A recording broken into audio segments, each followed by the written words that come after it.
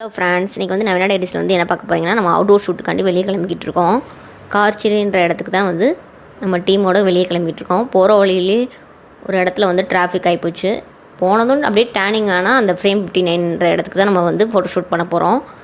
அதுக்குள்ளேயுமே traffic ஆகிடுச்சு. அப்புறம் அதை கிளியர் பண்ணிவிட்டு அப்புறம் நம்ம அந்த இடத்துக்கு வந்து ரீச் ஆகிட்டோம். இதுதான் அந்த ஃப்ரண்ட்டு. அப்புறம் வந்து மேம் வந்துட்டாங்க. மண்வாசல் லாவணி அந்த மேமுக்கு தான் வந்து மெட்டர்னிட்டி ஃபோட்டோ ஷூட் நம்ம எடுக்க போகிறோம். அவங்க ரெஃப்ரெஷ் ஆகிறதுக்கு வந்து ஒரு சின்ன ஒரு காம்பேக்டான ஒரு ரூம் வந்து அங்கே வந்து கொடுத்துருந்தாங்க.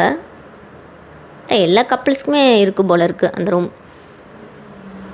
எல்லாத்துக்குமே வந்து ட்ரெஸ் சேஞ்ச் பண்ணுறதுக்காண்டி இந்த ரூம் வந்து இருக்குது. நல்ல ஒரு சின்னதாக ஒரு ஃபேனு, ஒரு ஏசி, ஒரு மிரர் இருந்துச்சு.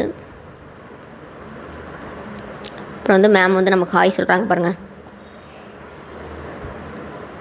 மேம் சாரும் வந்துட்டாங்க. அந்த கெவுனை ரொம்ப அதை ஹேண்டில் பண்ணுறதே அவங்களுக்கு ரொம்ப சிரமமாக இருந்திருக்கும்னு நினைக்கிறேன்.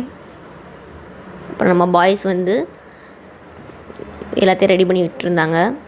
அப்புறம் எந்த பக்கம் எப்படி வச்சுருதுன்னே அந்த போஸு பார்த்து வச்சுக்கிட்டு இருந்தாங்க. சார் தான் ஒரே கமாண்டாக கொடுத்துக்கிட்டே இருந்தார். இப்படி ஒரே ஃபன்னையாக பேசிக்கிட்டே இருக்காங்க.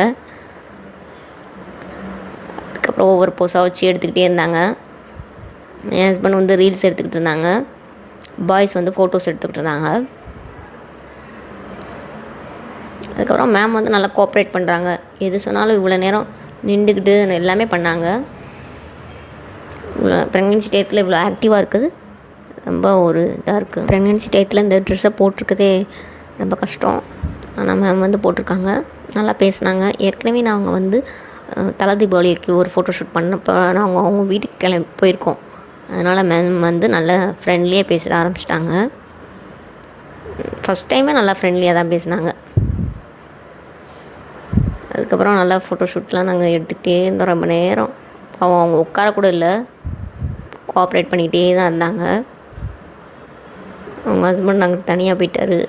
அதுக்கப்புறம் நானும் ஹைட்ரேஷன் பண்ணுறதுக்காண்டி ஆரஞ்சு சாப்பிட்லான்னு சொல்லிவிட்டு அதை பீல் பண்ணிக்கிட்டு இருக்கேன் பாருங்கள்.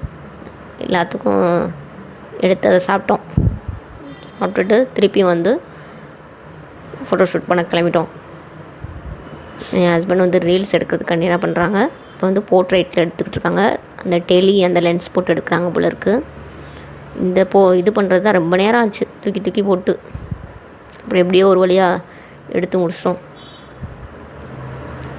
அதுதான் அந்த ஃபோட்டோ ஸ்பாட் உள்ளுக்குள்ளே இந்த மாதிரி தான் இருக்குது. உள்ளுக்குள்ளே ஒரு 5-6 தான் இருக்கும் போல். அந்த இதெல்லாம் ஃபோட்டோ எடுத்துக்கிட்டே இருந்தோம். இந்த இடத்தெல்லாம் வந்து யூட்டிலைஸ் பண்ணலை. அதுக்கப்புறம் வந்து இந்த ஸ்டிக்ஸ் எல்லாம் வச்சு நம்ம எடுத்துகிட்டு இருந்தோம். It's a bye it's a கேர்ள்னு சொல்லியிருக்கோம்ல, அந்த ஸ்டிக்ஸு அதெல்லாம் வச்சு எடுத்துகிட்டு அப்புறம் ஒரு 8:30 வரைக்கும் நம்ம அங்கே இருந்தோம். அதுக்கப்புறம் கிளம்பி வந்துட்டோம்.